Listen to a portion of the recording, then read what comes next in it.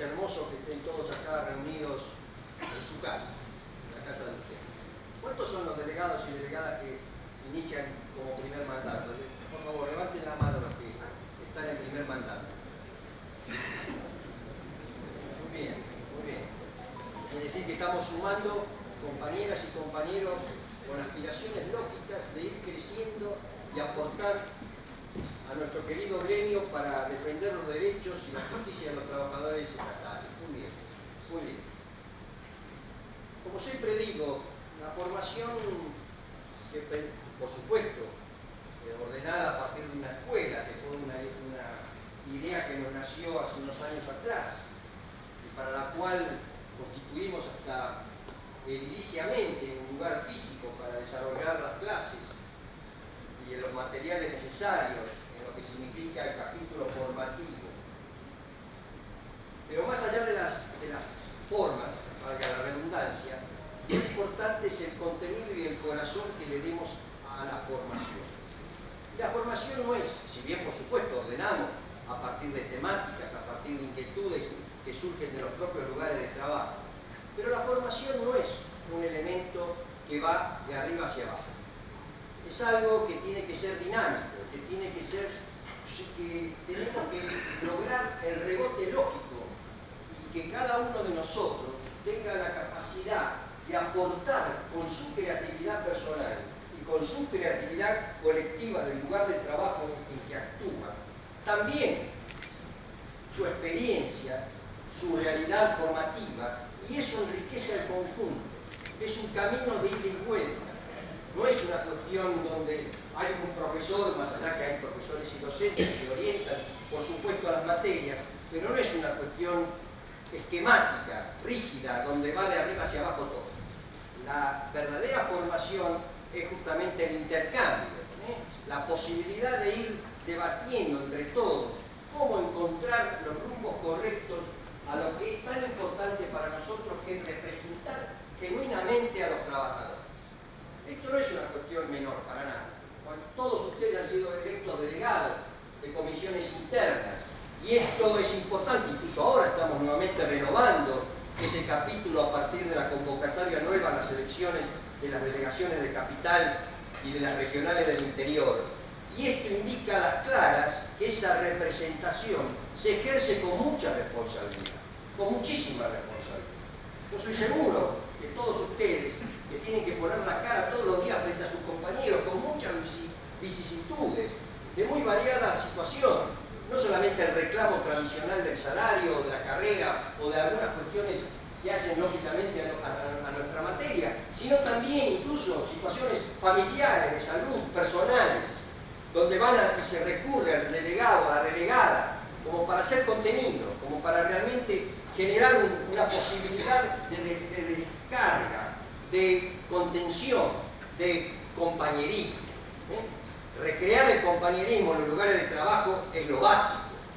Los compañeros trabajadores valoran muchísimo cuando el delegado está presente y enfrenta la situación, aunque a veces no puede encontrar una solución efectiva en el momento, pero valora esa actitud valiente de la compañera o compañero delegado que realmente asume el problema y lo conversa y lo dialoga con sus trabajadores. Esto es fundamentalmente esa dinámica que se crea en las organizaciones sindicales, donde lo que los trabajadores tienen con sus gremios es una identidad, es un compromiso. No cualquiera se afilia. No, la afiliación no es una cuestión simplemente económica, todo lo contrario, es realmente generar ese compromiso y alimentarlo todos los días, consolidarlo todos los días. Y para eso la presencia permanente de los cuerpos de delegados es fundamental. Y eso además nos nutre a la dirigencia, porque nosotros tampoco podríamos conducir una organización si no tenemos este eslabón claramente en el medio, que son los compañeros delegados que realmente generan primero el ejercicio de la política que brinda el gremio en innumerables materias, pero además nos traen fundamentalmente la inquietud y las vicisitudes que padecen los trabajadores. Esta es la forma clara de organización. Ahí está la palabra clave: organización. Si nosotros no tuviéramos una organización con este espíritu, con este sentido, con esta esencia, fracasaríamos en cualquier misión. y no seríamos débiles. La organización se basa fundamentalmente en estos preceptos que acabo de enunciar. Y ese mecanismo, que a veces funciona casi automáticamente, que funciona casi cotidianamente en todos lados, es el mecanismo que nos permite ser fuertes. Ser fuertes.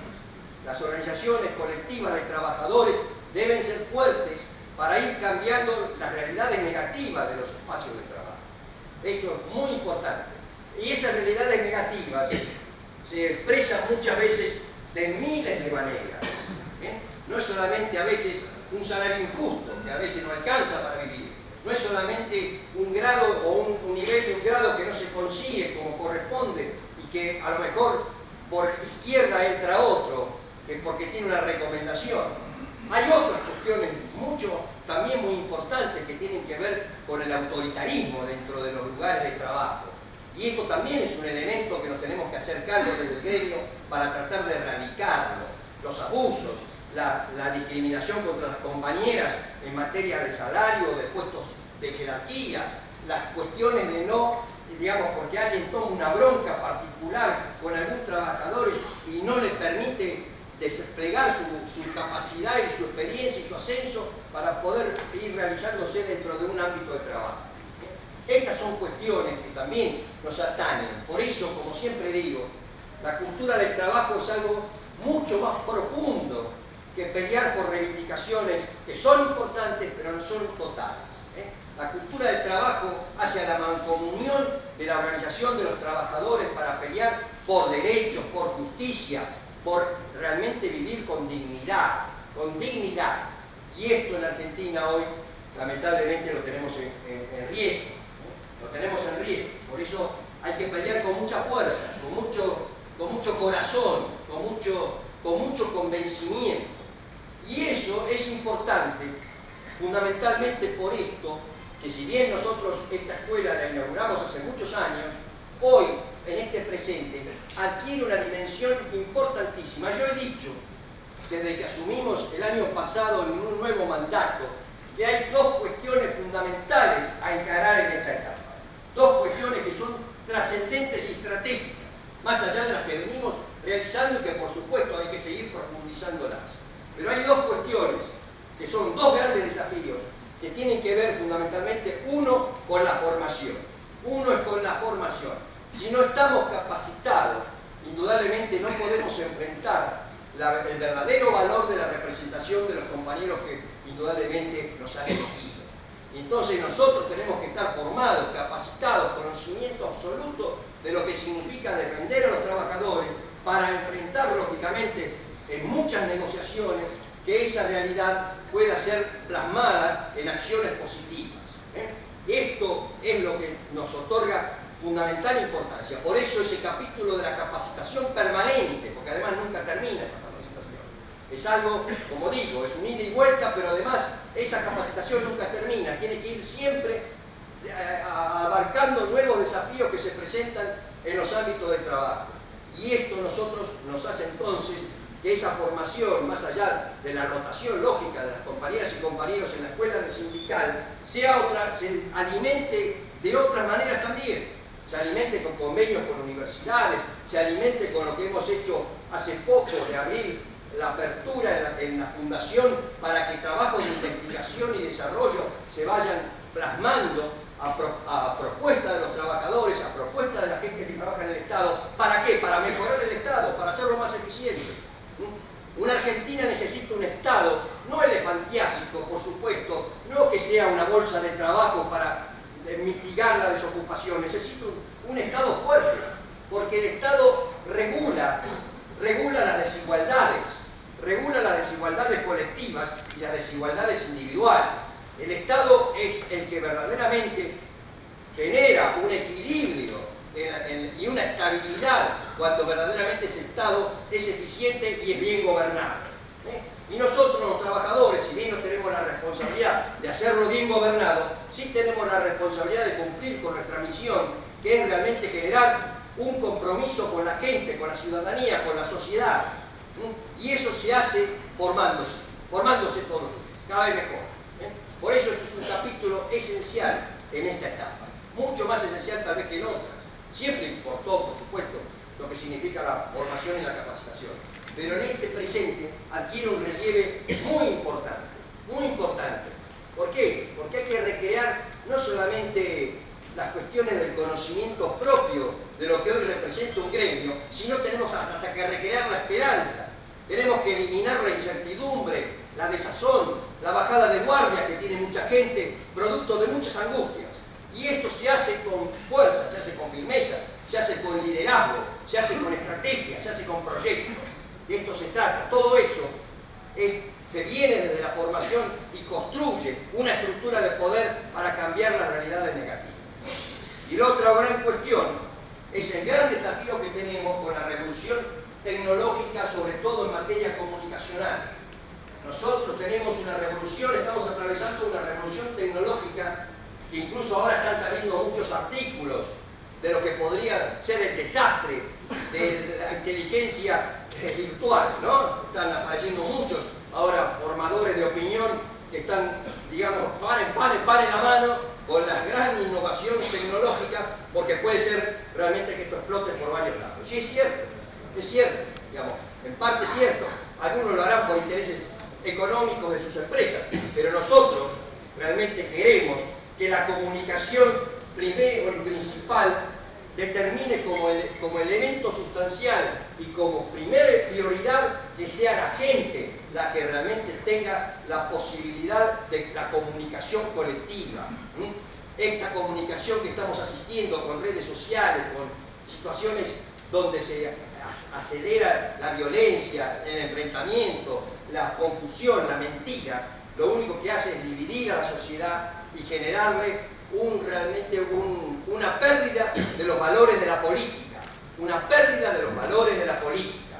Y nosotros tenemos que rejerarquizar la política, porque es la verdadera base de la representación, es la verdadera base que permite que el pueblo elija verdaderamente a los que los quieren liderar en los diferentes lugares. Y cuando ese líder o esa persona se desvía de su camino, el pueblo tiene resortes como para sacarlo del medio y colocar al que quiere, que realmente siente que debe seguir cambiando. ¿Estamos? Entonces esto es fundamental.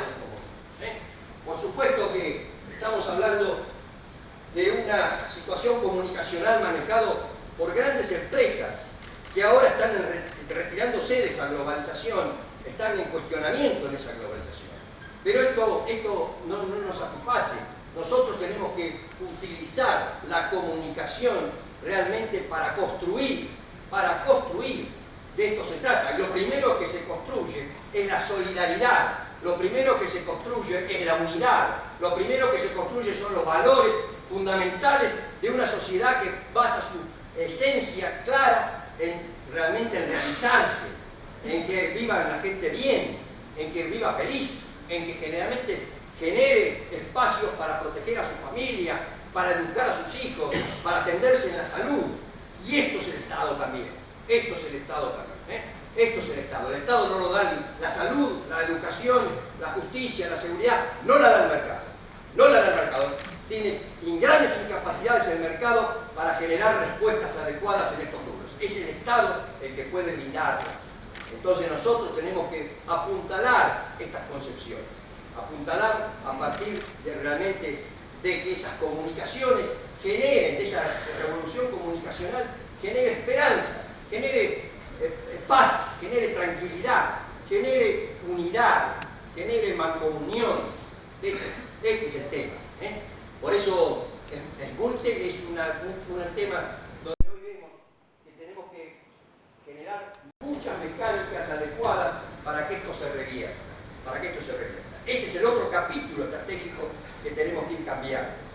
Además, lamentablemente, esta revolución tecnológica no es que, digamos que, como se dice vulgarmente, no, está bien, yo he visto muchos empresarios, muchos líderes de empresas diciendo, no, está bien, no importa, hay una transformación productiva en Argentina, hay otras nuevas actividades. Bueno, se capacita a la gente que estaba en las industrias, en las viejas industrias, y con eso lo incluimos. No, mentira. Parafraseando al general Perón, cuando decía claramente que los salarios suben por la escalera y los precios por el ascensor, acá pasa lo mismo.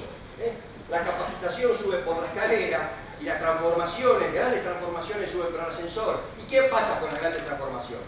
Dejan a millones de seres humanos desamparados, marginados, sin ningún tipo de posibilidad de inclusión. Y esto nosotros no lo podemos admitir, desde la concepción del trabajo, justamente. ¿Qué bandera levantó el peronismo siempre y la cultura del trabajo? El trabajo. El trabajo es el factor que genera la dignidad del ser humano. Y nosotros tenemos que recrear ese trabajo con todos incluidos, Por eso, compañeras y compañeros, yo los insto a trabajar muy fecundamente en este capítulo formativo, porque esto nos da no solamente, como digo, el conocimiento particular, que es muy importante, sino que también nos da los conceptos básicos de ciertos valores que lamentablemente las sociedades van perdiendo y tenemos que recuperarlo.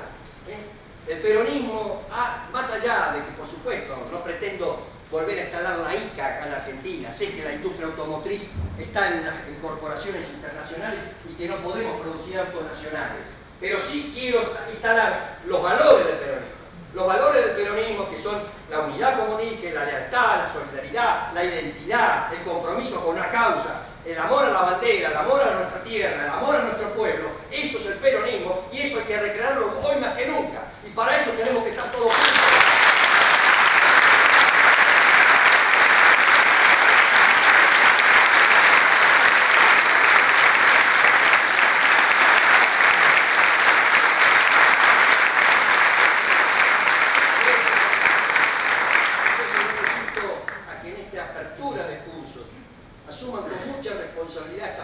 Que les han delegado sus propios compañeros de trabajo al elegir y tengan esa formación permanente para enfrentar los grandes desafíos del momento, para enfrentarnos entre todos, organizadamente, como decimos.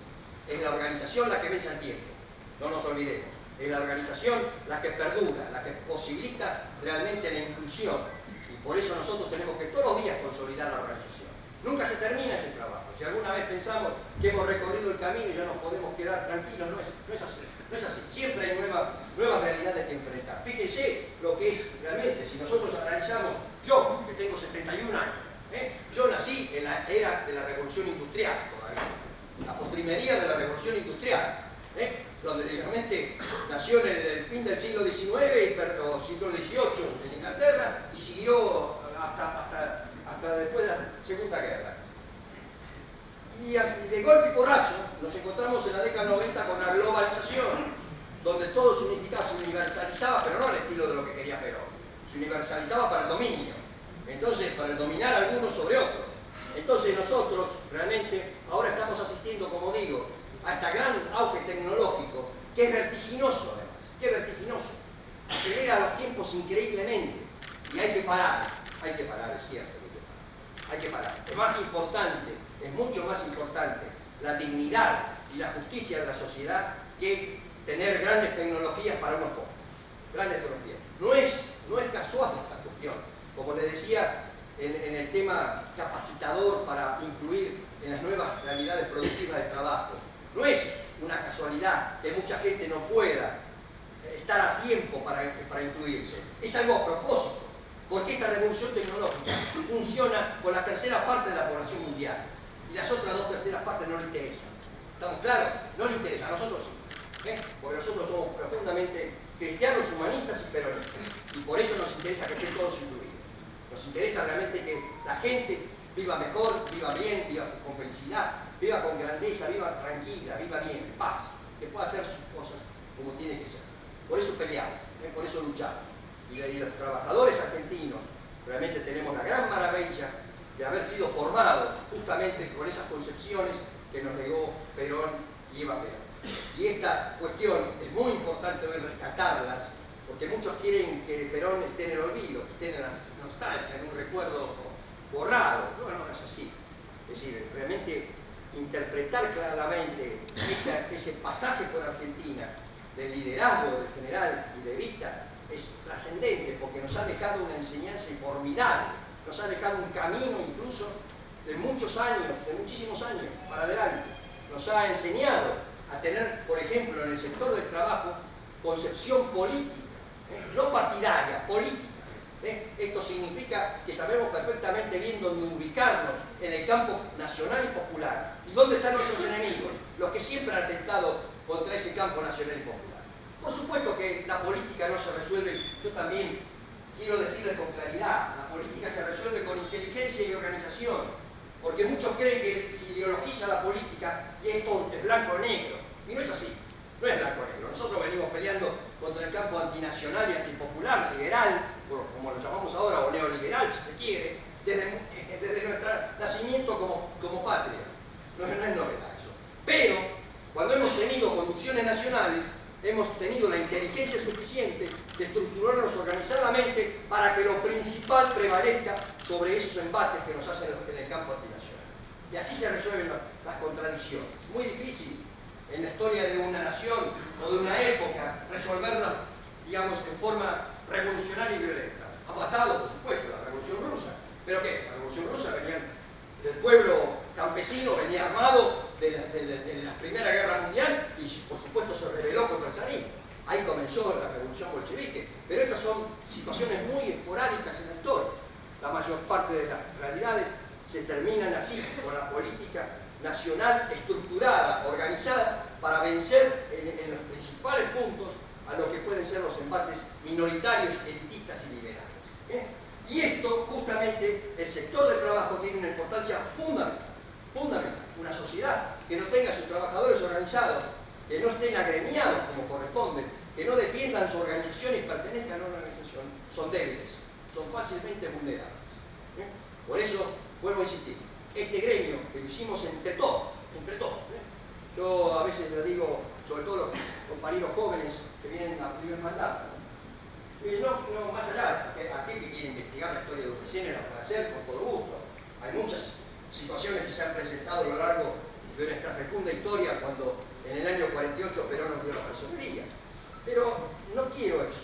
Quiero que ustedes conserven en su corazón lo que este gremio actual, así como lo ven, fuerte, importante, que se puede desarrollar muchísimo más, tiene memoria. Y esa memoria también es de ustedes. No crean que esto nació así. Hubo muchas situaciones muy difíciles que afrontar en muchas partes históricas, en muchos periodos históricos. Pero lo hicimos entre todos. Muchos compañeros que hoy homenajeamos en una sala han dejado también parte de su realidad de vida para agradecer a Dios. Y esto ha sido en situaciones a veces muy difíciles, ¿no? Muy difíciles. Dictadura militar y tantas otras cosas, ¿no? Pero bueno, esto que tienen ahora, no solamente hay que conservarlo, sino que hay que enriquecerlo. Y para eso están todos. Los compañeros que ya tienen experiencia y los compañeros que por primera vez son delegados, tan valiosos como cualquiera. Esto es una organización. Todos tenemos que cumplir un rol. Todos tenemos que cumplir una función. Y si todos coincidimos en que esa función es dignificar a los trabajadores,